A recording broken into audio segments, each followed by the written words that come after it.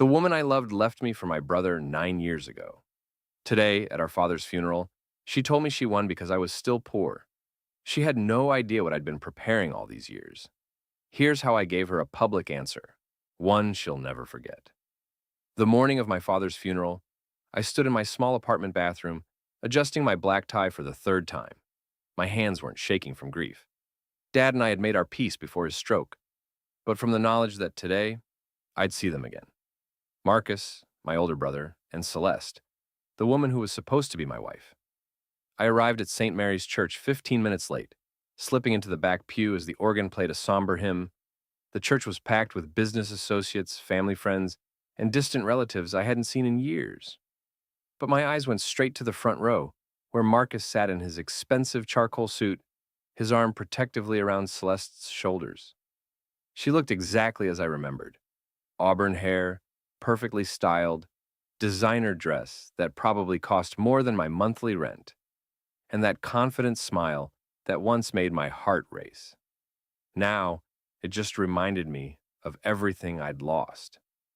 Marcus stood to deliver the eulogy, his voice carrying that familiar tone of authority that had always made me feel small. My father, Robert Hale, was a man who believed in legacy. He began, his eyes scanning the crowd. He built Hale Industries from nothing, and he taught us that family comes first, always.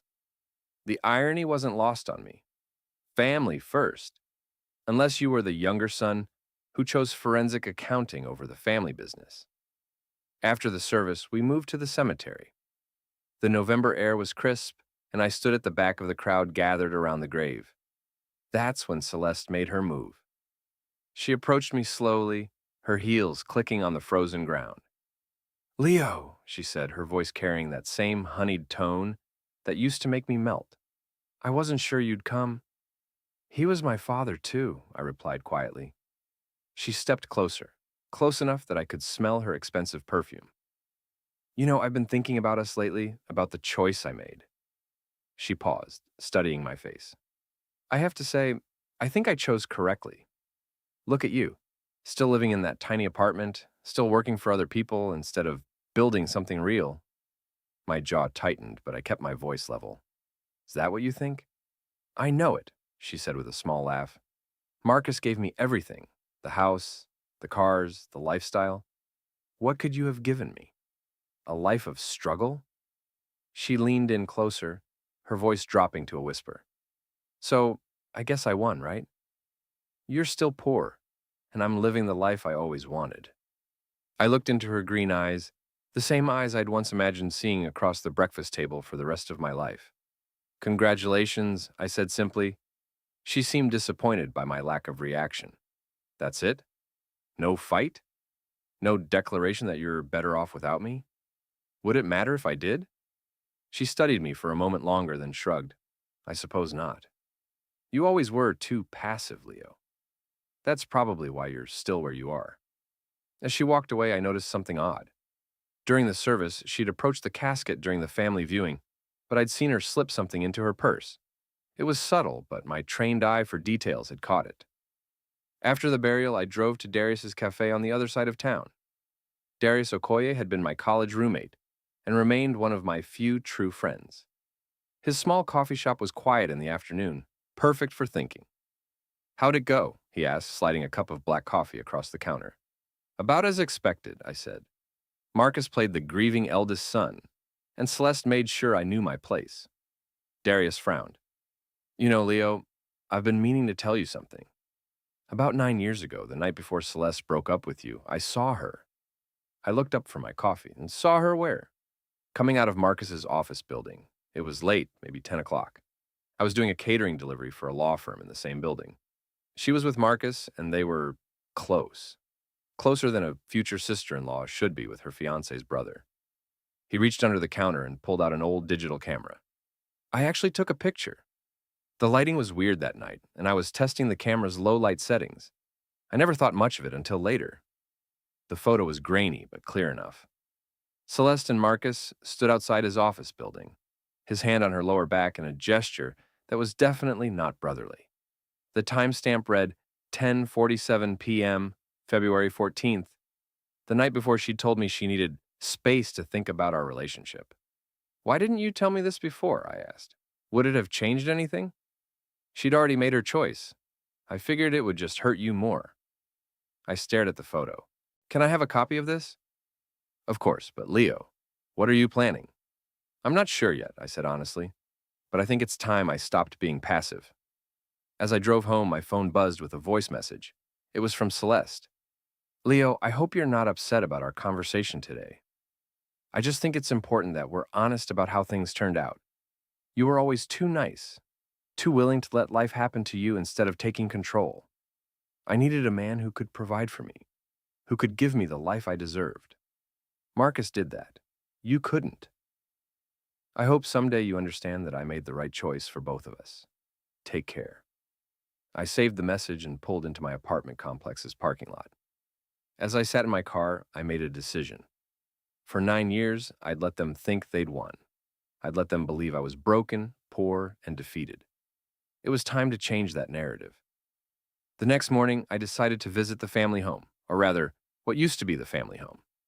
After Dad's stroke 2 years ago, Marcus had moved in to help with his care. Now it was officially his, according to the will that had been read yesterday. I pulled up to the Tudor-style house where I'd grown up, noting the new security system and the fresh landscaping. Marcus's black BMW sat in the driveway next to Celeste's white Mercedes. I knocked on the front door, the same door I'd walked through thousands of times as a child. Marcus answered, his expression shifting from surprise to annoyance. Leo, what do you want? I came to pick up a few things. Some of Dad's books, maybe that old photo album from the den. I don't think that's a good idea, Marcus said, not moving from the doorway. Everything's been inventoried for the estate. You can't just take things. They're family photos, Marcus, pictures of us as kids. And they're part of the estate now. If you want something, you can submit a formal request through the lawyers.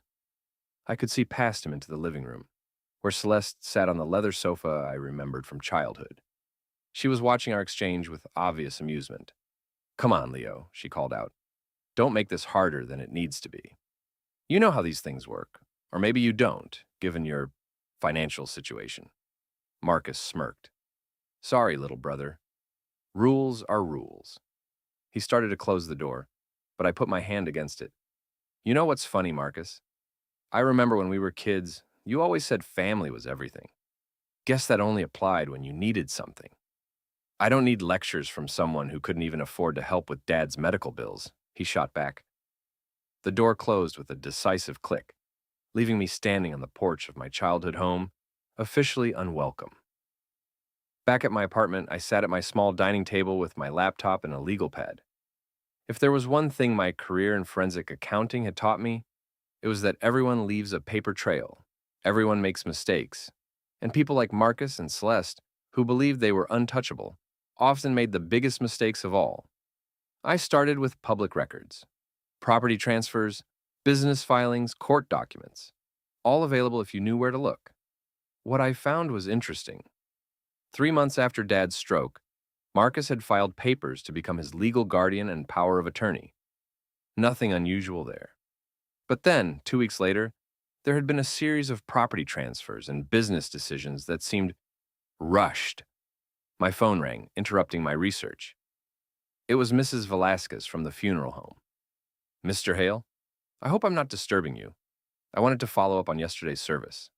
Of course. Everything was beautiful, thank you. Well, there's something I wanted to discuss with you. It's a bit delicate. She paused. I noticed something during the family viewing yesterday. Your brother's wife. She seemed to take something from the casket. My pulse quickened. Take something. A small item. I couldn't see exactly what, but she was very discreet about it. It's not uncommon for family members to want a keepsake, but usually they ask first. Did anyone else see this? I don't believe so, but we do have security cameras in the viewing room. For insurance purposes, you understand. I see. Mrs. Velasquez, would it be possible for me to see that footage? Well, it's not standard procedure, but given the circumstances, perhaps you could come by tomorrow? After hours would be best? After hanging up, I called my Aunt Mara, Dad's sister. She'd been at the funeral but had kept her distance from Marcus and Celeste. Aunt Mara had never liked Celeste, even when we were engaged.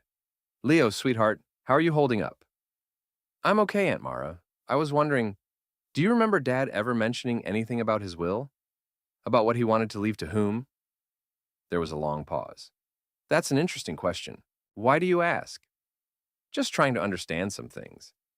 Well, I do remember him talking about it. Oh, maybe 3 years ago? He was very specific about wanting you to have a stake in the business. He said you had the best head for numbers in the family, and he was proud of your integrity. Did he ever put that in writing? Funny you should ask. I was cleaning out my attic last week, and I found some old papers he'd left with me for safekeeping. Legal documents, drafts of things. I meant to mention it yesterday, but with everything going on, would you mind if I took a look at those papers? Of course, dear. Come by any time. That evening, I drove to Aunt Mara's small house across town. She led me to her kitchen and produced a manila folder filled with documents. Your father was very thorough, she said, putting on her reading glasses. He kept copies of everything. The folder contained drafts of Dad's will dating back 5 years. In the earliest version, I was listed as inheriting 40% of Hale Industries, with Marcus getting 50%, and the remaining 10% going to charity. But in each subsequent draft, my percentage decreased. The final will, the one that had been read yesterday, left me nothing but a small trust fund. Aunt Mara, look at these signatures, I said, comparing the documents. The dates don't match up properly. She leaned over my shoulder. What do you mean? This draft is dated 6 months after Dad's stroke, but look at the signature.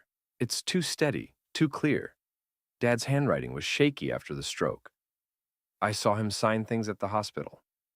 Aunt Mara was quiet for a moment. Leo, what are you suggesting? I'm not suggesting anything yet, but I think I need to talk to a lawyer. The next morning, I called Simone Kwan, a family friend who'd become a successful attorney. She'd known our family for years and had always been straight with me. Leo, I was sorry to hear about your father. How can I help you? I need some legal advice. About the will, about the business. Can we meet? Of course, but Leo, if this is about contesting the will, you should know that's a difficult process. I understand. But I think there might be more to this than meets the eye. We met at her downtown office that afternoon. Simone reviewed the documents I'd brought from Aunt Mara's house, her expression growing more serious with each page. These signature discrepancies are concerning, she said finally. And the timing of these changes, all happening after your father's stroke, it raises questions. What kind of questions? The kind that might interest the probate court. Leo, I have to ask, are you prepared for what this might mean? If there was fraud involved, it won't just be about money. It could destroy your family. I thought about Marcus closing the door in my face, about Celeste's smug smile as she told me she'd won. My family was destroyed 9 years ago. I'm just trying to understand what really happened. Simone nodded slowly. Then, let's find out. Armed with Simone's legal backing, I decided it was time to take a closer look at Hale Industries. As Dad's son, I still had some rights to information about the company, even if I wasn't an inheritor. I made an appointment to visit Marcus at the company headquarters, ostensibly to discuss some final estate paperwork. The building was a modest 3-story structure in the industrial district, housing the offices for our family's manufacturing business. Marcus's secretary, a nervous young woman named Jennifer, led me to his corner office. Marcus sat behind Dad's old mahogany desk, and I couldn't help but notice how quickly he'd made himself at home. Leo, he said without getting up, I hope this won't take long. I have a board meeting in an hour. Just need to clarify a few things about Dad's personal effects, I said, sitting across from him. Simone Kwan is helping me sort through the legal requirements. Marcus's expression tightened slightly at the mention of Simone's name. Simone, why do you need a lawyer for personal effects? Estate law is complicated. I want to make sure everything's done properly. We talked for a few minutes about inconsequential items, Dad's watch, his golf clubs, books from his office. But I was really studying Marcus, watching for tells. In forensic accounting, you learn to read people as much as you read numbers. I'll need to review the company's financial records from the last 2 years, I said casually, for tax purposes related to Dad's estate. That won't be necessary, Marcus said quickly. The company accountants have handled all of that. I'm sure they have. but as a beneficiary of the estate, I have a right to review any documents that might affect the valuation. Marcus stood up, clearly agitated. Leo, you're not a beneficiary of the company. The will was very clear about that. No, but I am a beneficiary of Dad's personal estate, which includes his stock options and retirement accounts tied to company performance. It was a bluff, but Marcus didn't know that. He pressed a button on his desk phone. Jennifer, please escort my brother to the lobby. As I was being shown out, a young man in the hallway caught my attention. He was maybe 28, wearing an ill-fitting suit and carrying a stack of financial reports. When our eyes met, he looked away quickly, but I caught something in his expression. Recognition, maybe even urgency. I waited in the parking garage for 20 minutes until I saw him emerge from the building. I approached him carefully. Excuse me, I'm Leo Hale. I think you work for my brother? He looked around nervously. I'm Aaron Kiris. I'm a junior accountant here. Aaron, I got the feeling you wanted to say something to me upstairs. He hesitated, then pulled out a manila folder from his briefcase. I probably shouldn't be doing this, but there are some irregularities in the books, things that don't add up. What kind of irregularities? Large cash transfers to shell companies, payments to vendors that don't seem to exist. And the timing? He paused. It all started right after your father's stroke. Aaron handed me the folder. I made copies. I don't know what it means, but something's not right. That evening, I met Simone at Darius's cafe after hours. We spread Aaron's documents across a table in the back room while Darius made us coffee. This is significant, Simone said, reviewing the financial records. Over the past 2 years, nearly $2 million has been moved out of the company's operating accounts. Where did it go? Darius asked. That's the interesting part, I said, pointing to a series of entries. These payments are going to something called Rivas Consulting Services. But I can't find any record of this company in the state business registry. Simone looked up from the papers. Rivas? Isn't that Celeste's maiden name? I felt a cold realization wash over me. It is. So your brother has been funneling company money to a shell company, probably controlled by his wife, Simone said. That's embezzlement, Leo. And if they did this while your father was incapacitated, it gets worse, I said, pulling out another document. Look at this board meeting minutes from 3 months ago. It shows a vote to authorize these payments, but look at the signatures. Simone examined the document closely. Your father's signature is on here, but this is dated 2 months after his stroke. You said his handwriting was impaired after that. Severely impaired. He could barely hold a pen. Darius whistled low. So they forged his signature? It looks that way, Simone said. Leo, this isn't just about inheritance anymore. This is criminal fraud. My phone buzzed with a text from an unknown number. Stop digging, or you'll regret it. Some stones are better left unturned. I showed the message to Simone and Darius. Looks like someone's getting nervous, Darius said. Good, I replied. They should be. The next few days passed in a blur of legal preparations. Simone worked with Aaron to document the financial irregularities, while I focused on gathering evidence of the forged documents. We were building a case, but we needed to be careful. Marcus and Celeste couldn't know what was coming. I was surprised when Mrs. Velasquez called me on Thursday evening. Mr. Hale, I've reviewed the security footage from the funeral. I think you need to see this. I met her at the funeral home after hours. She led me to a small office behind the main chapel and pulled up the video on her computer. This is from Tuesday, during the family viewing, she said, fast-forwarding to the relevant section. On the screen, I watched the family gathering around Dad's casket. Marcus and Celeste approached together, Marcus placing a hand on the casket, while Celeste dabbed at her eyes with a tissue. Then, while Marcus was turned away speaking to a cousin, Celeste quickly reached into the casket and removed something small, slipping it into her purse. Can you see what she took? I asked. Mrs. Velasquez rewound the footage and zoomed in. It appears to be a ring. Your father was wearing his college class ring. I remember specifically because your brother requested that he be buried with it. So she stole a ring from my dead father's hand? It appears so. I'm sorry, Mr. Hale. I've been in this business for 30 years, and I've never seen anything like it. I stared at the screen, watching Celeste's casual theft play out in grainy black and white. Mrs. Velasquez, would you be willing to testify about this if necessary? If it comes to that, yes. What your father's daughter-in-law did was not just theft, it was desecration. On Friday, I received a call from the bank handling Dad's estate accounts. Mr.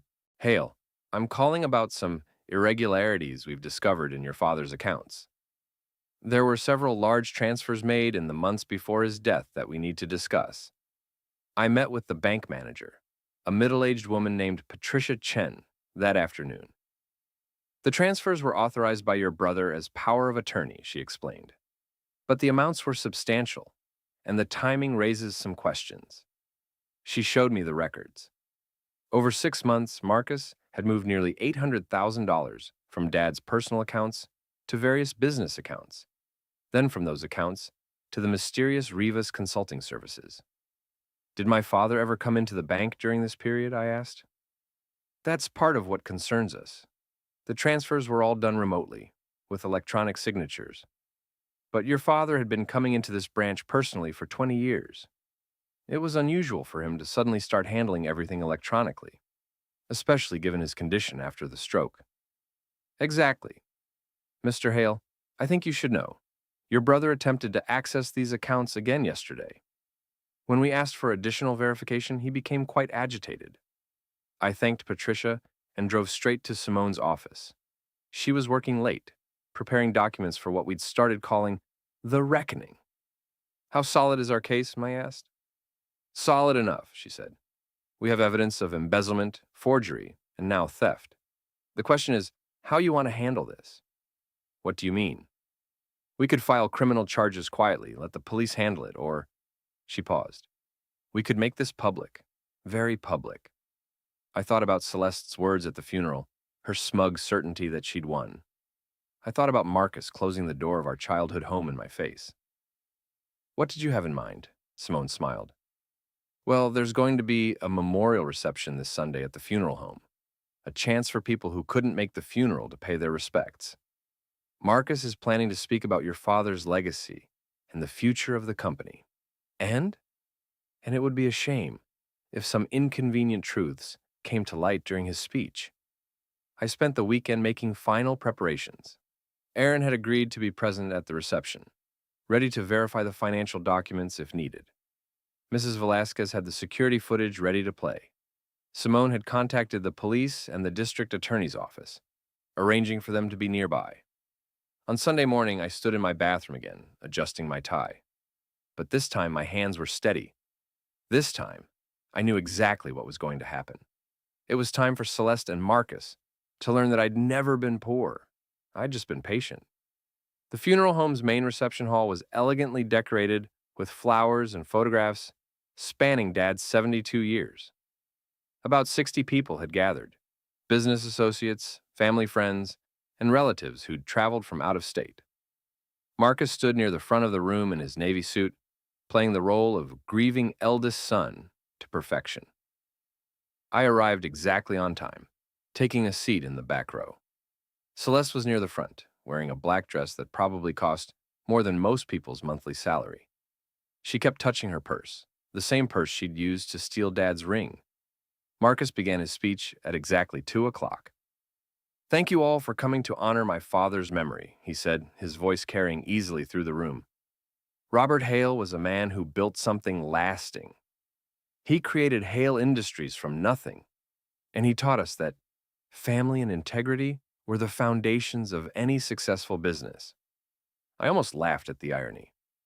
As we move forward, Marcus continued, I want to assure everyone that Dad's legacy will be protected. The company is in strong hands, and we'll continue to honor the values he instilled in us. That's when Simone entered the room. She walked quietly to the front, carrying a briefcase and a manila folder. Marcus noticed her and paused mid-sentence. I'm sorry, this is a private memorial service. Actually, Mr. Hale, I'm Simone Kwan, the family's attorney. I have some important information about your father's estate that needs to be addressed. Marcus looked confused and slightly annoyed. This isn't the time or place for legal matters. I'm afraid it is, Simone said calmly. She turned to address the room. Ladies and gentlemen, I apologize for the interruption, but what I'm about to share directly relates to Robert Hale's true legacy. I stood up from my seat in the back. Let her speak, Marcus. All eyes turned to me, including Celeste's. For the first time since the funeral, she looked uncertain.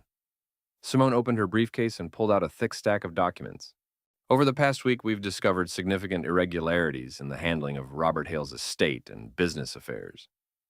This is inappropriate, Marcus said, his face reddening. Leo, what the hell do you think you're doing? I'm letting the truth come out, I said, walking toward the front of the room. Something you should have done a long time ago. Simone continued, our investigation has revealed that over the past 2 years, approximately $2.8 million was illegally transferred from Hale Industries and Robert Hale's personal accounts to shell companies controlled by Marcus Hale and his wife. Gasps rippled through the room.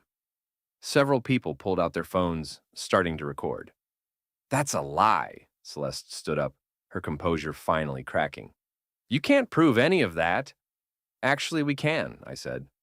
I nodded to Aaron, who was sitting near the middle of the room. He stood up, visibly nervous, but determined. My name is Aaron Karras, and I'm a junior accountant at Hale Industries, he said. I have documentation showing systematic embezzlement from the company, beginning immediately after Mr. Robert Hale's stroke. Marcus pointed at Aaron. You're fired. Security. There is no security here, Marcus, I said, and Aaron doesn't work for you anymore. As of this morning, he's working for the new management of Hale Industries. What are you talking about? Marcus demanded. Simone smiled. The company bylaws include a clause that automatically removes any board member or officer convicted of fraud or embezzlement. Since the evidence clearly shows criminal activity, and since the original will was forged— The will wasn't forged, Celeste shouted. Then perhaps you can explain this, Mrs. Velasquez said, wheeling in a television on a cart. This is security footage from Tuesday's funeral service. She pressed play, and the room watched in stunned silence as Celeste stole Dad's ring from his casket. Several people in the audience gasped, and I heard someone whisper, "Oh my God." Celeste went pale. That's not what it looks like. Really? I said, finally speaking directly to her for the first time. Because it looks like you stole a ring from my dead father's hand. The same ring that you listed on eBay yesterday for $15,000. The room erupted in shocked murmurs. Celeste looked around desperately, realizing that everyone was staring at her with disgust. You want to know who won, Celeste? I said, my voice calm and clear. Let me tell you who won. I pulled out my phone and opened my banking app, turning the screen toward the room. My net worth is currently $8.2 million. I've been working as a forensic accountant for the past 9 years, specializing in corporate fraud. I've been quietly building my practice while you and Marcus thought I was struggling. Marcus stared at the phone screen in disbelief. That's impossible. The apartment you mocked? I own the entire building. It's an investment property. My actual home is a 4-bedroom house in Riverside Heights. I turned to Celeste. The life you thought you were getting with Marcus? I could have given you 10 times better. But you chose greed over love and fraud over honesty. Simone stepped forward again. Which brings us to the legal consequences. Marcus, Celeste, you're both facing charges of embezzlement, fraud, and in Celeste's case, theft and desecration of human remains. As if on cue, 2 police officers entered the room. Detective Williams, whom Simone had contacted earlier, approached Marcus and Celeste. Marcus Hale and Celeste Hale, you're under arrest for conspiracy to commit fraud and embezzlement. This is insane, Marcus shouted as the handcuffs clicked around his wrists. Leo, you can't do this. We're family. I looked at my brother, really looked at him, for the first time in years.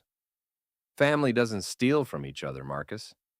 Family doesn't forge documents or manipulate dying fathers. You stopped being my family the day you decided greed was more important than integrity. Celeste was crying now, her makeup running down her cheeks. Leo, please, I made a mistake. We can fix this. The only mistake was mine, I said. I should have seen what you really were 9 years ago. I should have realized that anyone willing to betray one brother would eventually betray the other. As the police led them away, Celeste turned back to me one last time. You planned all this, didn't you? You've been planning this for years.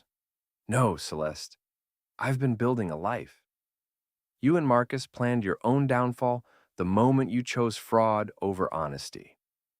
The room was silent except for the clicking of handcuffs and the sound of footsteps on marble floors.